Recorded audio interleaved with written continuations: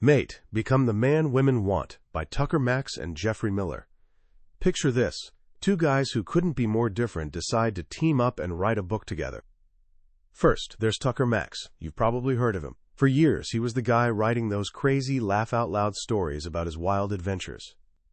His book, I Hope They Serve Beer in Hell, became like a gospel for young guys everywhere, who read it not just for laughs, but as some kind of playbook for their own love lives. Then there's Dr. Geoffrey Miller, a seriously respected evolutionary psychologist who spent decades studying why humans behave the way they do when it comes to sex and relationships. He's the professor, the researcher, the science guy who understands the deep evolutionary forces driving our behavior. So how did these two worlds crash into each other? It all started at Thanksgiving dinner. Dr. Miller was chatting with his young male cousins who were all struggling with dating. When he asked where they were getting their advice about women, they all said the same thing. Tucker Max Miller was horrified. He read Tucker's books and realized they were cautionary tales, examples of what not to do, written purely for entertainment. A few months later, Miller actually met Tucker and told him the story. Tucker wasn't surprised at all. He asked a simple question: why didn't you just point them to a good guide for young men? Miller's answer changed everything. I tried, but it doesn't exist. Nobody's written it yet. Right there, an idea sparked to life. What if they combined Tucker's real-world experience with Miller's scientific research? What if they created the book they both wished they'd had at 17? A book that finally answers the question that's frustrated guys forever. When it comes to women's sex and dating, what am I actually supposed to do? That book is Mate. And it rests on one powerful promise. It's not about learning tricks or faking who you are. The secret is to stop guessing and start understanding. To succeed at dating, you need to become the kind of man that women have evolved to want. This isn't revolutionary, it's evolutionary. And by the end of our time together, you'll have a clear, science-based, step-by-step roadmap to becoming that man. Not just more attractive to women, but happier, healthier, and more effective in every area of your life. So where does this journey begin? It starts with a hard truth that most young guys feel but don't know how to fix. The authors put it bluntly: you have no idea what you're doing. Not when it comes to women, anyway. And they quickly add, it's not your fault. Our modern culture has seriously dropped the ball. For thousands of years, young men had wise mentors and clear role models teaching them how to become effective men. Today, you're drowning in conflicting advice from parents, teachers, and the internet, most of which has nothing to do with your actual happiness or success in relationships. So what's the solution? The authors say we need to start with 5 solid principles. These are the rules of the game. First, make decisions with science, not bias. Most dating advice is based on tradition, ideology, or wishful thinking. This book offers something different, grounded in decades of research from evolutionary psychology and anthropology. It's about understanding not just what works with women, but why it works. Second, account for the woman's perspective. This is huge for most guys. You need to get out of your own head and into hers, with genuine curiosity and respect. The book asks you to imagine what it's like being a woman in the dating world. Her biggest fear when meeting a new guy isn't rejection, it's the fear of being physically harmed or assaulted. She doesn't know if you're a good guy or a threat, and her brain is wired to be cautious. Understanding her vulnerability and what she truly wants is the key to becoming attractive to her. Third, own your attractiveness. From this moment forward, you need to take personal responsibility for your life, your habits, and your value as a partner. This isn't about blaming your genes or your upbringing. It's about recognizing that you have the power to develop traits women find attractive.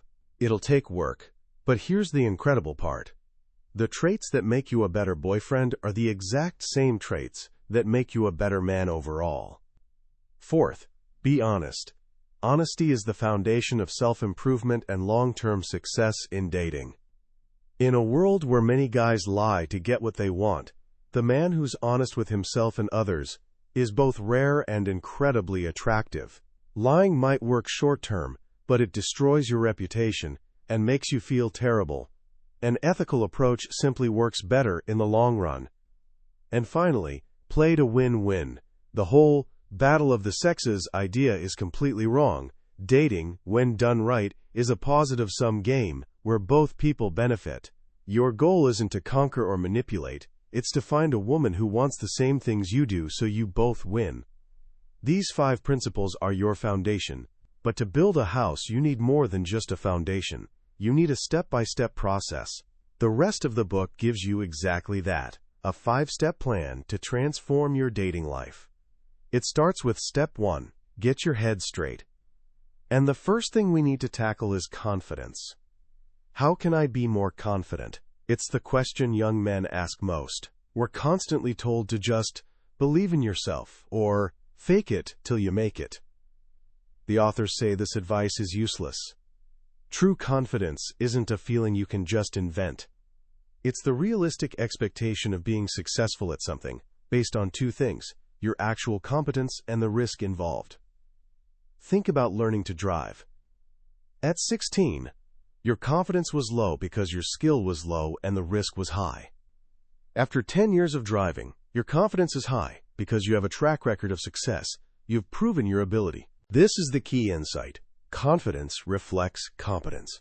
You can't fake it because our brains evolved to track our real abilities. The only way to build genuine, lasting confidence with women is to build real competence in the areas that matter to them. This entire book is essentially a guide to building that competence. But before you can build anything, you need to understand the landscape. And that brings us to the most crucial part of getting your head straight. Understanding what it's truly like to be a woman. The authors ask you to do a thought experiment. Imagine you're a young, inexperienced gay man walking into a bar. The bar is filled with men who are all bigger, stronger, and faster than you. They're like sexual terminators, scanning you like you're a piece of meat. Any one of them could physically overpower you, and there'd be little you could do. How would you feel? Nervous? Vulnerable? Scared? Now imagine that some of these men are also incredibly charming, funny, and interesting. The very same traits that frighten you, their strength and power, are also the traits you find most attractive. That swirling contradiction, that mix of fear and desire, is what it's like being a woman in the dating world every single day. This fundamental difference is something most guys never consider. A man's greatest fear in social situations is often rejection or humiliation. A woman's is physical harm. She's spent her life since puberty dealing with creepy guys, catcalling, and harassment. Her experience is that the worst guys are often the most aggressive, while the best guys are nowhere to be seen. This is why she seems hot and cold, or sends mixed messages. She's trying to express interest from a defensive posture, with a threat detection system on high alert. It's not about playing games, it's about survival. Once you truly get this, her behavior starts making sense. You realize that to be attractive, you must first be safe. The final piece of getting your head straight is figuring out what you actually want. The book breaks down relationships into 3 types. Short-term, like one-night stands. Medium-term, like casual dating or friends with benefits. And long-term, a committed relationship. Each has pros and cons. Short-term can be fun and uncomplicated, but it can also feel empty and requires lots of effort for little return. Long-term offers deep emotional connection and the best sex, but it comes with the risk of heartbreak and loss of novelty. The authors provide a quiz to help you figure out your current preference, emphasizing that your goals will change throughout your life. But the crucial first step is being honest with yourself about what you want right now. Because if you don't know what you want, you'll never find a woman who wants the same thing. With your mind clear and your goals defined, you're ready for step 2, develop attractive traits. So what do women really want? It's not as mysterious as you might think. Across all cultures and throughout history, women's preferences point to one core quality: effectiveness. A woman's brain is designed to ask, is this man effective at life? Because an effective man is more likely to be good genetic material, a good partner, and a good father. The most romantic words a man can say aren't, "I love you." They're, "Don't worry, honey, I got this." It signals competence and reliability. But here's a powerful insight. The fastest way to become more attractive isn't just increasing your effectiveness, but reducing your ineffectiveness. Why? Because ineffectiveness is sexually repulsive to all women, all the time. No woman is attracted to a guy who's jobless, powerless, or fails in a crisis. So before you worry about getting six-pack abs, first make sure you don't have a beer gut. Stop sucking first. Then work on being awesome. The book breaks down effectiveness into 5 key traits you can develop. First is physical health. This is the foundation. Getting in shape will do more to increase your dating success than anything else. But it's not about looking like a bodybuilder. In fact, a perfect body can sometimes signal narcissism. The goal is to be healthy, fit, and energetic. Most women are looking for good genes and a capable partner, not a superhero. The authors lay out a simple plan based on 3 pillars: sleep, nutrition, and exercise. Get 8 to 9 hours of sleep in a pitch-black room. Stop eating sugar and grains. Focus on real, unprocessed foods like meat and vegetables. And for exercise, focus on getting strong with compound movements like squats and push-ups, not endless cardio. Next comes mental health. A woman can often judge your mental state even faster than your physical health. She's looking for honest signals of sanity, and the most attractive ones are happiness, a good sense of humor, playfulness, openness, and resilience. These aren't just nice-to-have qualities. They're powerful indicators that your brain works correctly and that you're not secretly unstable or dangerous. Improving your mental health starts with the same foundation: sleep, nutrition, and exercise. But the authors also add a secret weapon: mindfulness meditation. Just 10 minutes a day of focusing on your breath can dramatically increase your happiness and emotional stability. The third trait is intelligence. But this isn't just about book smarts. In fact, women didn't evolve to be attracted to high test scores. They're attracted to what a man does with his intelligence. The book highlights several forms: social intelligence, understanding people; emotional intelligence, understanding feelings; verbal intelligence, being a great conversationalist; and practical intelligence, street smarts. These are the kinds of intelligence that signaled effectiveness in our ancestral past, and they're still powerfully attractive today. Fourth is willpower, or as the book puts it, getting your life together. Willpower is the ability to pursue long-term goals despite short-term temptations. Men with willpower are effective and reliable. Women value this highly because it predicts so much. A guy with willpower is less likely to cheat, more dependable in a relationship, and better with money. Your physical health, your grooming, the cleanliness of your car and apartment, all of these are visible signals of your willpower. The final trait is perhaps the most compelling: becoming a tender defender. Young guys often think they have to be either a nice guy or a jerk. The authors say this is a false choice.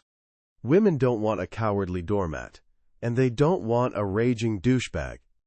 What they truly desire is a man who embodies a powerful combination: a guy who's kind, gentle, and empathetic to her and those she cares about, but assertive, protective, and formidable to the outside world. He's a tender defender. This archetype is the hero of every romance novel and romantic comedy for a reason. It's the whole package. Developing these 5 traits is the journey of becoming a more effective man. But having them is only half the battle. You have to show them. This brings us to step 3: display attractive proofs. This is the art of showing, not telling. You can't just say you're smart or confident. You have to demonstrate it through your actions and your life. These demonstrations are called proofs, and they're signals of your underlying value. The first is social proof. Humans are deeply social, and a woman can learn a huge amount about you by observing your social network. Do people like you? Do they respect you? Do you have good long-term friends? Having friends is a powerful signal that you're not a threat, that you're kind, and that you add value to people's lives. This isn't about being some dominant alpha male, a toxic myth from the pickup artist world. It's about earning respect and popularity by being a valuable member of your group. The second is material proof. This is where many guys get it wrong. They think women are just gold diggers. But the authors clarify that women care less about money itself and more about what it represents. Financial success is a powerful signal of all the underlying traits it took to achieve it: intelligence, willpower, and social skills. You don't need to be rich, you just need to be effective enough to provide a decent life. In fact, the book argues that women would almost always prefer an interesting, fun husband with a middle-class income over a dull, workaholic millionaire. The key is to spend your money on experiences, not just things, to build a life that's attractive and exciting. Third is aesthetic proof. This is your style, your taste, and your appreciation for beauty. A lot of guys dismiss this as feminine, but this is a massive mistake. In nature, it's often the males who are more colorful and ornamented. Think of the peacock. Your grooming, your clothes, the way you decorate your apartment, all of these are signals of your intelligence, your willpower, and your attention to detail. You don't need to be a fashion model, but you do need to be clean, wear clothes that fit well, and show that you put thought into your appearance. Finally, there's romantic proof. This is about showing a specific woman that you're interested in her. While the other proofs broadcast your general value, romantic proof narrowcasts your commitment. It's about paying attention, listening, remembering details, and showing through your actions that she's a priority. But this must be done with care. The key is gradual escalation. Showing too much interest too soon comes across as desperate and creepy. True romance builds slowly, as you genuinely get to know and appreciate her as a person. Once you've built your traits and learned how to display them, it's time for step 4, go where the women are. You can be the most attractive man in the world, but if you're in the wrong place, it doesn't matter. The book introduces the concept of mating markets, the specific geographic and social environments where you meet people. Your city, your college, your workplace, even your favorite coffee shop, these are all mating markets. And your success in any market depends on supply and demand. The most powerful way to improve your success is to choose your markets wisely. Look for places with lots of women and a low sex ratio, meaning more women than men. A college town where women outnumber men is paradise for a guy. You also want to find a place where your particular strengths are valued. If you're brilliant, but not particularly athletic, you'll do better in a city known for its tech scene than one known for professional sports. The goal is to be a big fish in a small pond. This also means you need to become a chooser, not just a beggar. As you become more successful, you'll have options. This is where you must exercise your own mate preferences.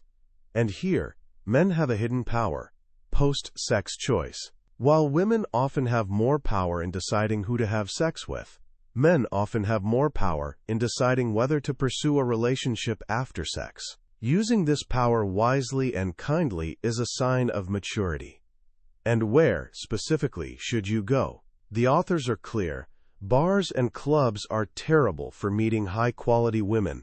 They're loud, chaotic environments built on the worst fears of both sexes. The best way to meet women is to make your dating life an extension of your social life. Join groups and activities you genuinely enjoy that also include women. Volunteering, fitness classes like CrossFit, improv or acting lessons, intramural sports, or dance classes. In these contexts, conversation is natural, the pressure is low, and you can display your attractive traits organically. This leads us to the final step, where all the preparation meets the real world. Step 5, take action. This is about the practical skills of interaction. First, talking to women. The purpose of conversation in dating isn't to persuade or argue. It's to indirectly signal your traits and create a connection. The authors give 8 rules for good conversation, including being a good host, using open body language, establishing common ground, and actively listening. But the most powerful mindset shift is this: make your goal simply to have fun and entertaining conversations, not to get sex. When you remove the pressure of an outcome, you relax, she relaxes, and paradoxically, the outcome you wanted becomes much more likely. Next is dating women. A date is a mutual test, an opportunity for both of you to evaluate each other. The activity itself doesn't matter as much as the context it provides for connection. A good first date should be inexpensive, happen on a weeknight, and allow for easy conversation. More importantly, choose an activity that lets you showcase your strengths. If you're a great teacher, take her to an archery range and teach her how to shoot. You'll display skill and patience, and you'll get to have physical contact in a natural way. Finally, having sex. The book stresses that sex isn't the finish line, it's a means to an end, whether that end is pleasure, connection, or reproduction. It's not something you trick a woman into. If you've built yourself into an attractive man and created a genuine connection, sexual escalation should feel like a natural progression of mutual desire, not a series of manipulative moves. The authors also tackle crucial topics like penis size, it matters less than you think, and the importance of sexual self-acceptance, freeing yourself from the shame our culture often attaches to male desire. The journey ends where it began, with a plan. The final chapter guides you to create your own personal mating plan.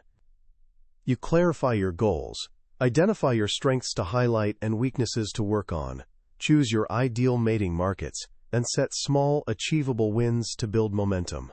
You commit to focusing on fun, and you embrace the process of trying, learning, and repeating.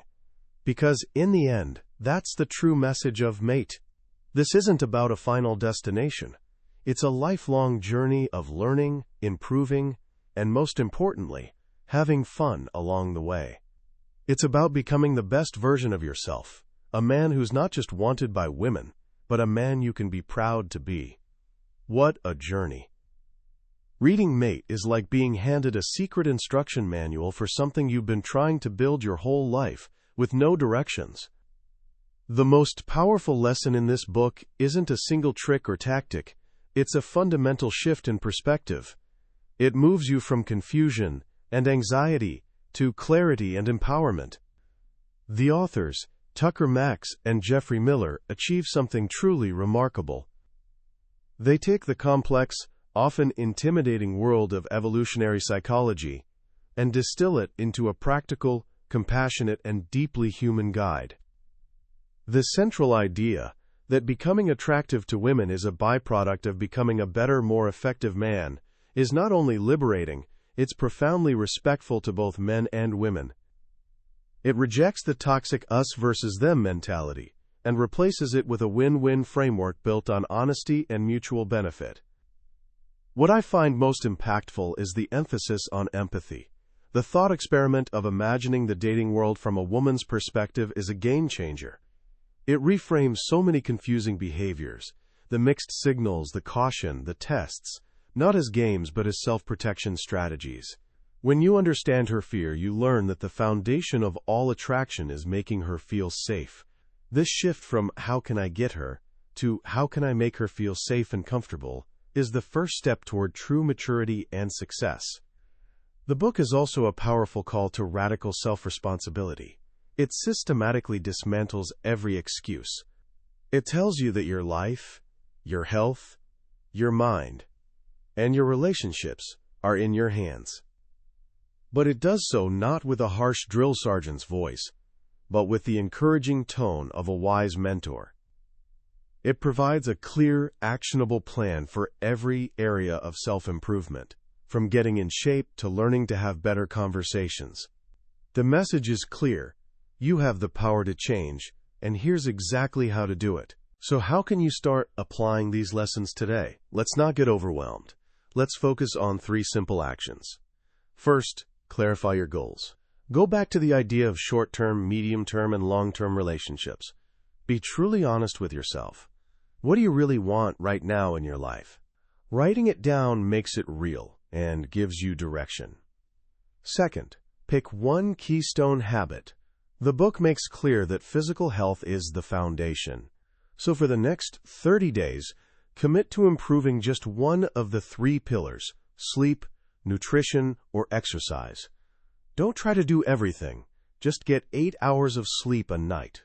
Or cut out sugar and grains. Or do the book's simple push-up and squat routine every other day. Master one, and you'll build the momentum to tackle the others. Third, step into a new mating market. This week, join one new social group or activity that you're genuinely interested in and that's likely to have women. It could be an improv class, a volunteer event, or a hiking group you find online. The goal isn't to meet the one.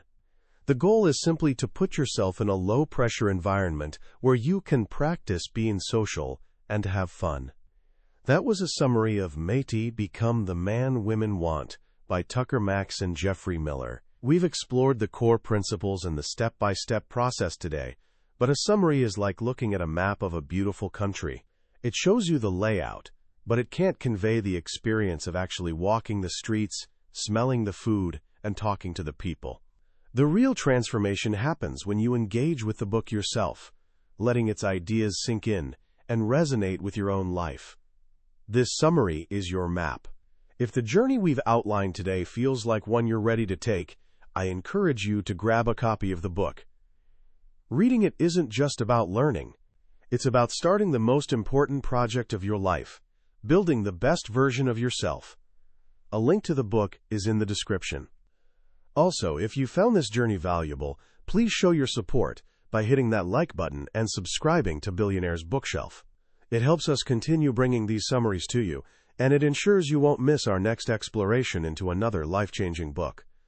Let's keep learning and growing together.